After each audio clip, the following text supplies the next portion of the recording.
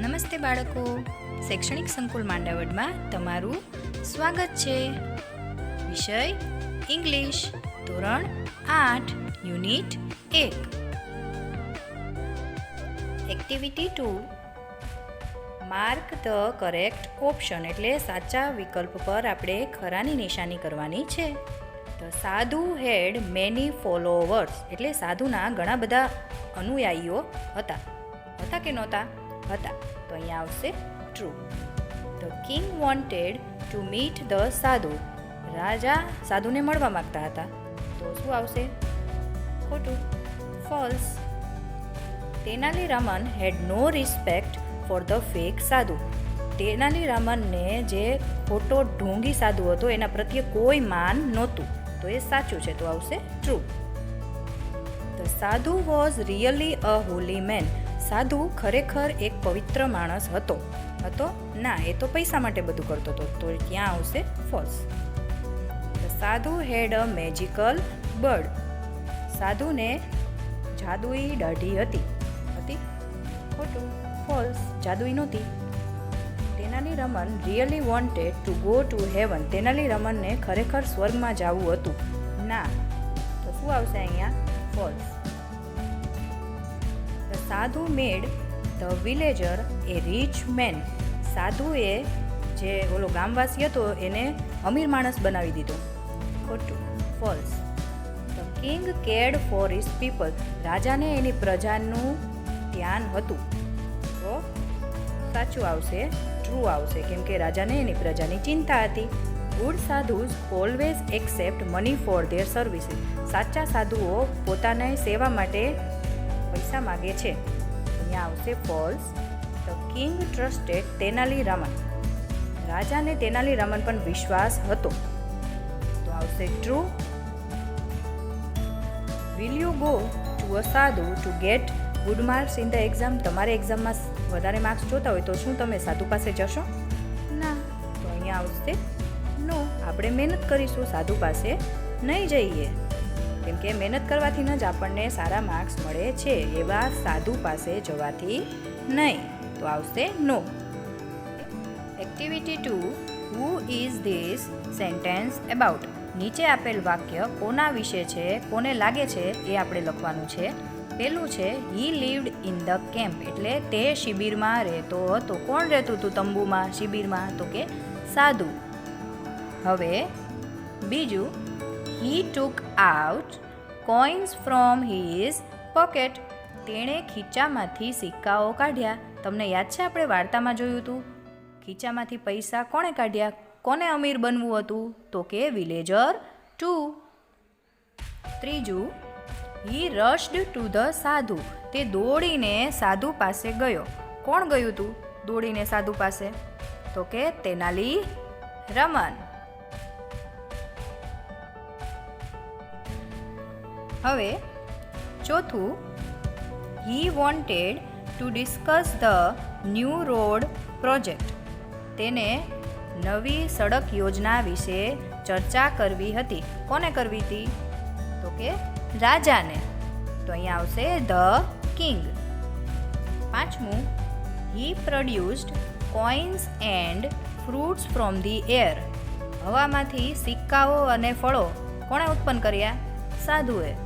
He plugged the first hair from the sadhu's beard. સાધુની દાઢીમાંથી એણે પહેલો વાળ ખેંચ્યો. કોણે ખેંચ્યો હતો? તેનાલી રમને. તો જવાબ શું આવશે? તેનાલી રમન. સાતમું હી કેમ ફ્રોમ ધ હિમાલયાસ. તે હિમાલયના પર્વતો પરથી આવ્યા હતા. કોણ હતું એ? તો કે સાધુ. હવે સાચું હતું કે ખોટું એ તો આપણને ખબર નથી, પણ સ્ટોરીમાં એવું છે કે તે હિમાલયમાંથી આવ્યા હતા, એટલે ત્યાં આવશે સાધુ. હી ટુક અવે ધ સેક. તેણે કોથળો લઈ લીધો. જે ગામવાસી હતો એણે કોથળો ધર્યો તો એ કોણે લઈ લીધો? તો કે સાધુના ચેલાએ. એટલે ત્યાં શું આવશે? સાધુઝ આસિસ્ટન્ટ. હવે activity 2 C answer the following questions. નીચેના પ્રશ્નોના જવાબ લખો. Where did the king's ministers go? રાજાના મંત્રીઓ ક્યાં ગયા હતા? તો ક્યાં ગયા હતા? રાજાના મંત્રીઓ સાધુ પાસે ગયા હતા. તો શું લખશું આપણે? The king's ministers went to the sadhu's camp. બીજું, what did the people offer to sadhu? લોકોએ સાધુને શું શું ધર્યું? તમને યાદ છે? તો શું આવશે? The people offered gold coins, clothes, animals, grains, vegetables and dry fruits two the સાધુ. સિક્કા, કપડાં, પ્રાણી, અનાજ, શાકભાજી અને સૂકો મેવો. આવ્યું હતું ને આપણે? ત્રીજું, વોટ ડીડ ધ સાધુ ડુ બાય પૂજા? સાધુ પૂજા દ્વારા શું કરતા હતા? તો ધ સાધુ ક્યોર્ડ એની ઇલનેસ બાય પૂજા. સાધુ પોતાની પૂજાથી બીજાની બીમારીઓ દૂર કરતા હતા. What was the sadhu's promise to the villager two? જે વિલેજર હતો ટુ, એને સાધુએ શું પ્રોમિસ કર્યું? અમીર બનાવવાનું. તો જવાબ શું આવશે? The sadhu promised to make the villager to rich. પાંચમું, who plugged the first hair from the sadhu's beard? સાધુની દાઢીમાંથી પહેલો વાળ કોણે ખેંચ્યો? તેનાલીરામને. તો શું આવશે જવાબ? Tenaliraman plugged the first hair from the sadhu's beard. હવે what should we do to become rich, get a job, remain always healthy? સ્વસ્થ રહેવા માટે, અમીર બનવા માટે અને નોકરી લેવી હોય તો આપણે શું કરવું પડે? તો we should work hard to become rich. અમીર બનવા માટે મહેનત કરવી પડે. We should study to get a job. નોકરી ગોતવા માટે ભણવું પડે. We should eat good food and exercise to remain always healthy. Healthy રહેવા માટે આપણે સારો ખોરાક ખાવો પડે અને એક્સરસાઇઝ કરવી પડે. હવે find the words from the lesson that mean the following. The first letter is printed in the bracket. આપણે જે વાક્ય આપેલું છે એ વાક્યને જોવાનું છે. એટલે ટૂંકમાં શબ્દ સમૂહ માટે એક શબ્દ આપવાનો છે અને એનો પહેલો અક્ષર આપણને આપેલો હશે. A country ruled by a king, એટલે રાજા દ્વારા રાજ કરવામાં આવે એવા દેશને શું કહેવાય? તો કે કિંગડમ. હવે બીજું, એ way of addressing a religious leader. ધાર્મિક નેતાને આપણે સંબોધવા માટે કયા શબ્દનો ઉપયોગ કરવો પડે? તો કે your Holiness. YOURHOLINESS. Your Holiness. આપણે જોયું હતું ને વાર્તામાં. ત્રીજું, people believe that good people go to this place after death. લોકો એવું માને છે કે જે સારા લોકો છે એ મરી ગયા પછી આ જગ્યાએ જાય છે. ક્યાં જાય છે? તો કે સ્વર્ગમાં. એને શું કહેવાય? હેવન. HEAVEN. હેવન એટલે કે સ્વર્ગ. ચોથું, રન આફ્ટર સમવન. કોઈની પાછળ દોડવું. એના માટે આપણે એક શબ્દ છે ચેઝ.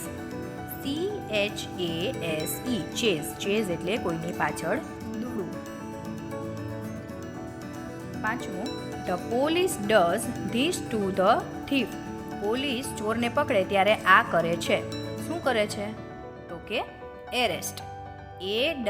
ARREST. એરેસ્ટ એટલે ચોરને પકડીએ એને શું કહેવાય? Arrest.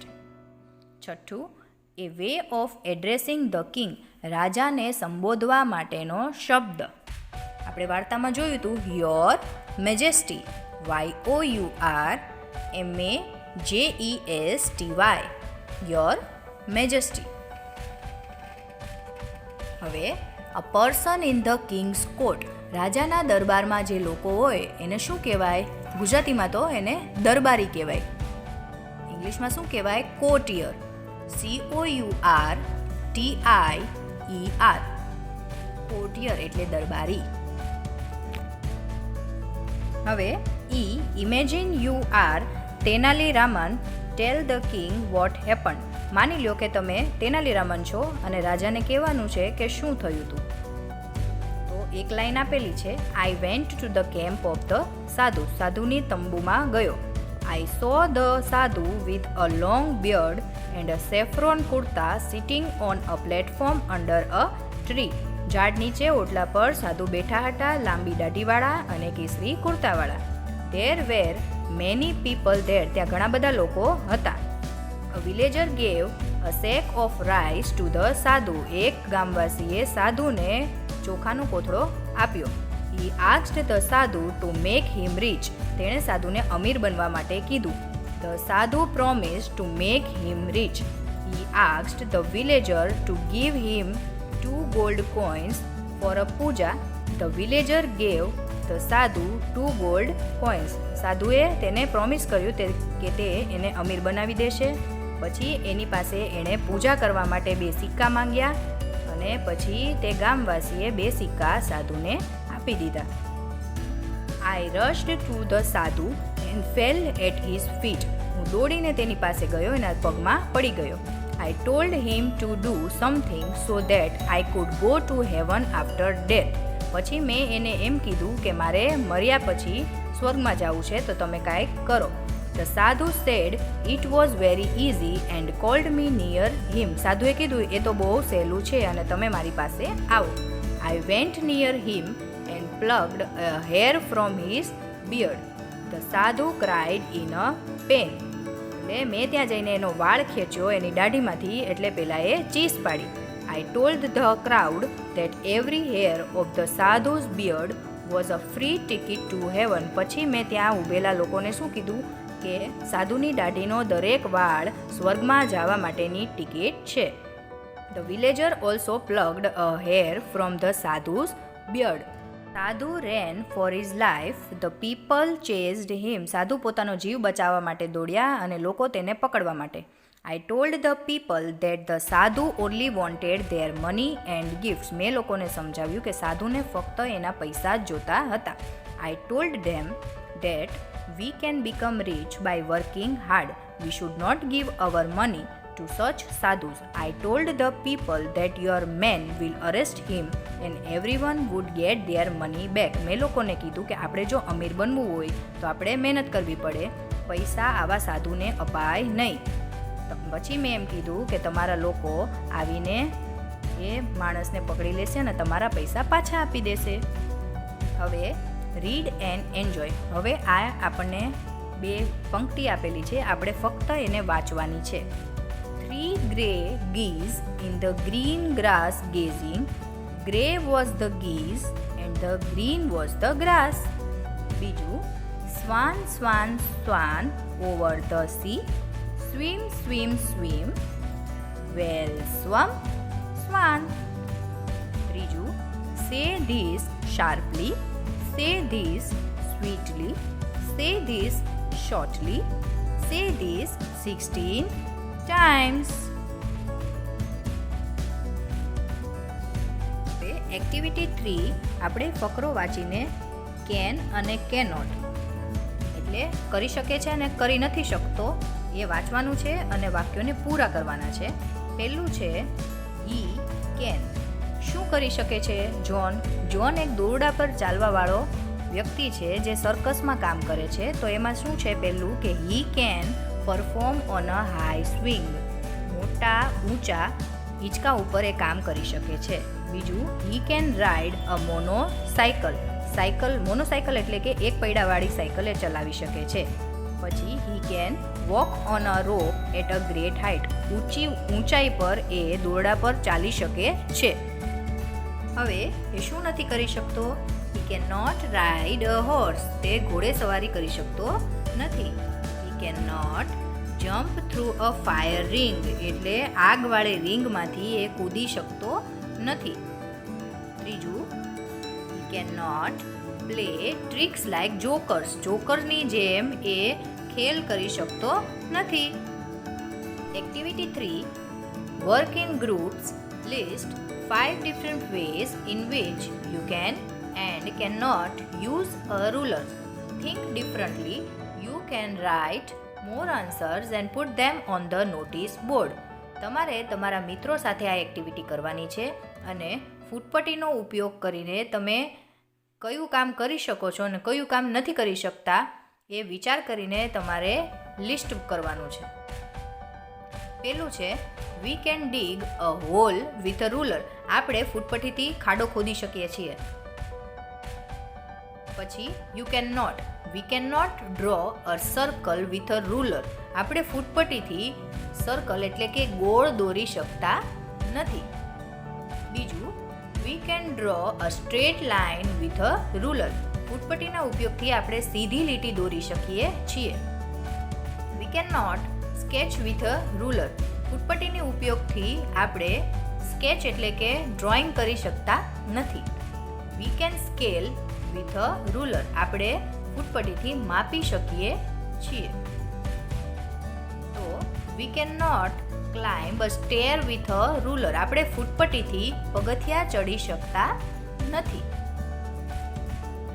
V can use a ruler as to cut a paper.